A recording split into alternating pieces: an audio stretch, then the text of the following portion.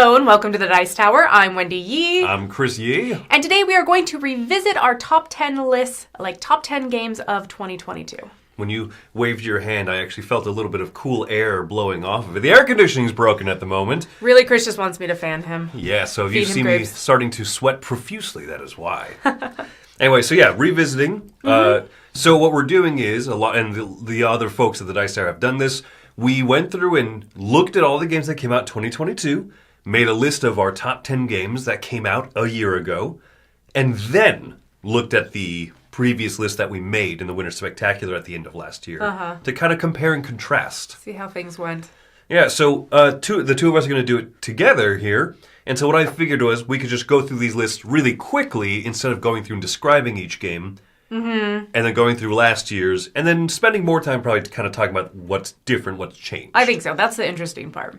All right, so you want me to go ahead and you get started. All right, so You set the pace and the tone of today. I'm going to go through just all my 10. My right now, as of right now, this is The updated list. Yeah, December 18th, December something, whatever, when this video gets released. And so my number 10 from 2022 was Splendor Duel. This one wasn't on there before. Number 9, Next Station London. Number 8, Endless Winter. Fantastic game. Number 7, Revive. Number 6, Wayfarers of the South Tigris. Okay. Number 5 is Turing Machine. That's the deduction logic game. Number 4 is Caesar Sees Rome in 20 Minutes. That's the follow-up to Blitzkrieg's World War II 20 Minutes. Number 3, Resist! Exclamation point, the solo game. Number 2, Vegetable Stock. And then number 1, Caesar's Empire, which is the obelisk and asterisk Caesar's game. That's why I clarified those two. So that's my 10 as of right now. Do you want to go through your... Okay, so my 10 as of right now, number 10 is Resurgence. It's a worker placement zombie game. We've got Turing Machine, which Chris mentioned. Next Station London. Ready, Set, Bet. Number 6 is The Great Split, which is a I Split You Choose game. And let's see, number 5 is Foundations of Rome, which is like that giant Arcane Wonders game. Number 4 is Vegetable Stock. Number 3 is Splendor Duel.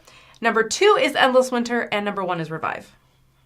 Interesting. Okay, so I know a few things that have kind of changed on your list, but if you don't know some of the details of the list, let's go through. So right now, I'm going to talk about my previous year top 10 that was that we did during the Winter Spectacular. Okay.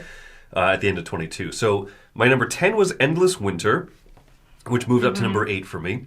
Number 9 is Carnegie, which that is the one that has fallen off of this list. Number 8, Revive, which also was above Endless Winter, the same as it was currently and last year. Number 7 was Vegetable Stock. That shot up to number 2 for me.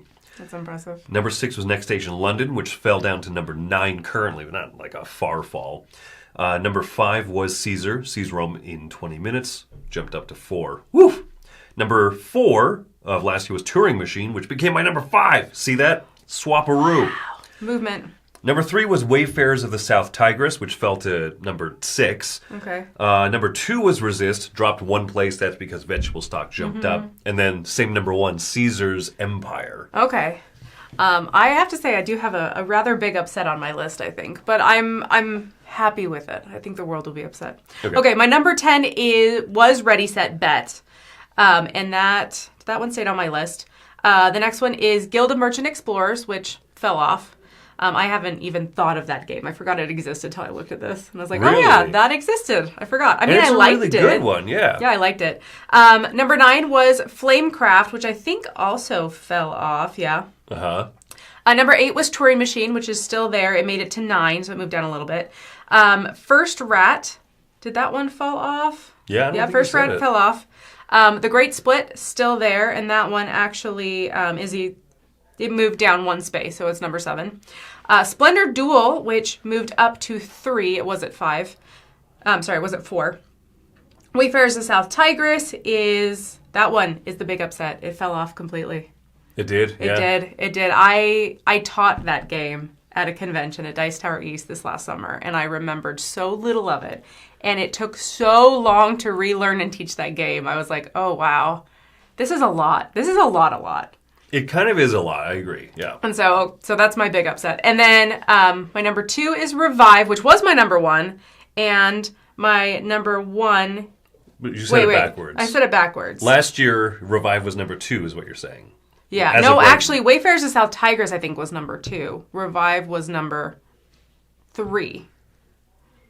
And then Endless Winter's number 1. I don't know why I wrote it backwards here. But anyways, Revive is number 1 now, and it was Endless Winter last year. Yeah, I remember. Is now number 2. Yeah, because you drew the little dice character with the big antlers and everything. Yeah. But I mean, still, being Endless Winter was what, your number 2, you said?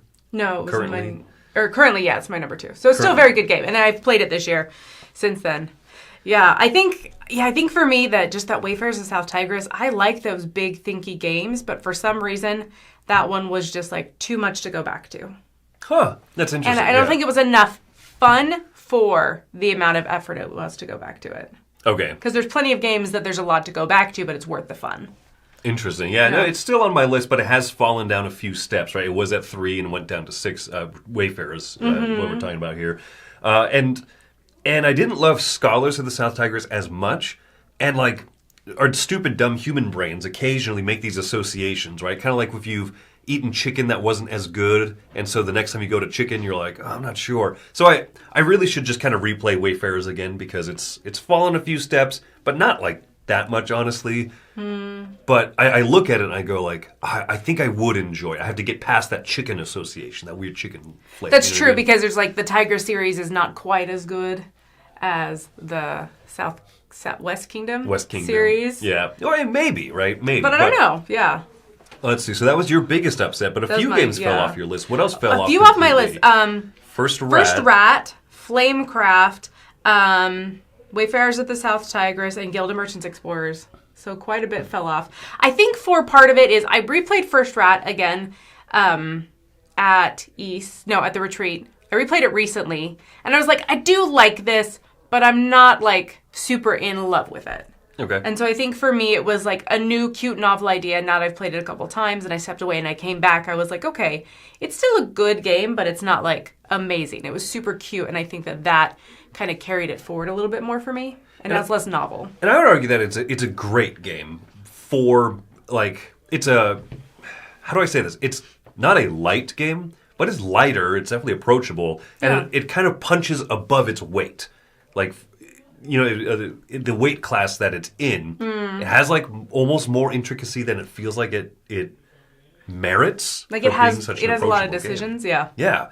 And so I still think it's great, but yeah, not in my top 10, obviously. So yeah, some of that happens. My 10 are pretty much the same. Like I said, Carnegie fell off. Yeah. Splendor Duel has come on.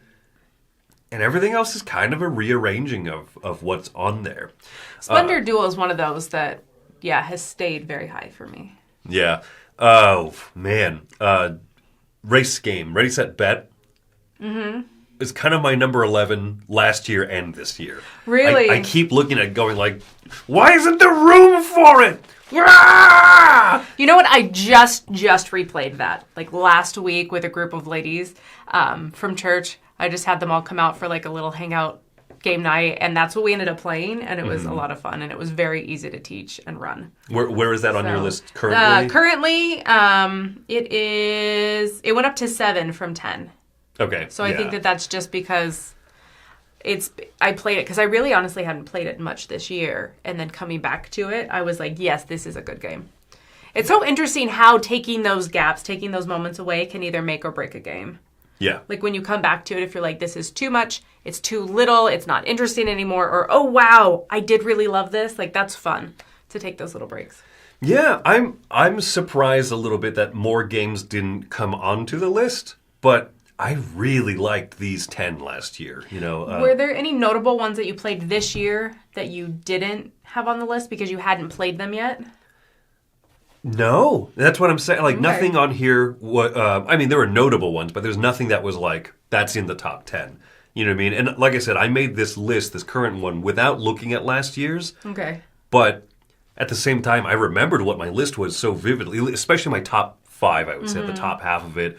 Resist, you know, the solo war game that just came out of nowhere and was so good and memorable. Turing Machine. Yeah. Amazing and wacky and strange and cool. And of course, Caesar's Empire is like it was in my top 10 games of all time. That's one of your favorite ones to teach people. It is. Yeah. It is, yeah. So, like, at least half of my list I already remembered. And I was like, well, sorry, biased brain, I'm going to be picking those.